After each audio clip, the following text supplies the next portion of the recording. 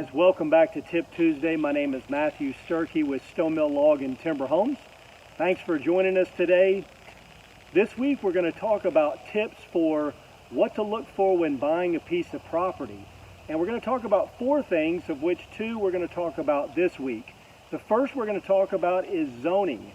What is the zoning of the property and what are you looking to use that property for? If you're wanting to build a rental, you want to make sure that the property is zoned residential and that it is approved for building a rental property. There are some residential zonings that do not allow for rental properties, so make sure you know what the zoning is.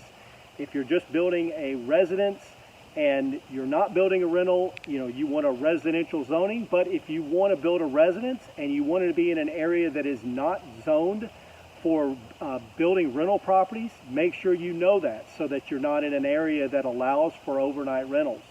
So that is the first thing. Know what your zoning is, know what is required from the zoning and what is allowed for that zoning of that particular piece of property. The second thing is know what the building code requirements are for your particular area. We certainly will help you in this process determine what the local building codes are when we get into the design process, but know what your jurisdiction is. If you're building in an area, for example, like Sevier County, are you in the city? Are you in the city of Pigeon Forge? Are you in the city of Gatlinburg? Because there is a separate building code requirement for that particular area. So know what your building code requirements are and make sure that the building code requirements are suitable for what you're wanting to build. Also, same thing with being in a development. Know what the covenants and restrictions are.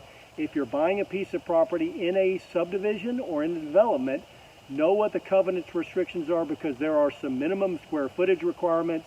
And if you're wanting to build a 1,500 square foot structure and the minimum requirement is 1,800, you're not going to suffice for that covenant and restriction. So know what your covenants and restrictions are as well before you make an offer on that piece of property and proceed to purchase that. So those are the 2 things that we're going to talk about today. We'll talk about more tips for next week for buying that piece of property. Until then, stay safe and healthy. Take care, and we look forward to seeing you next week.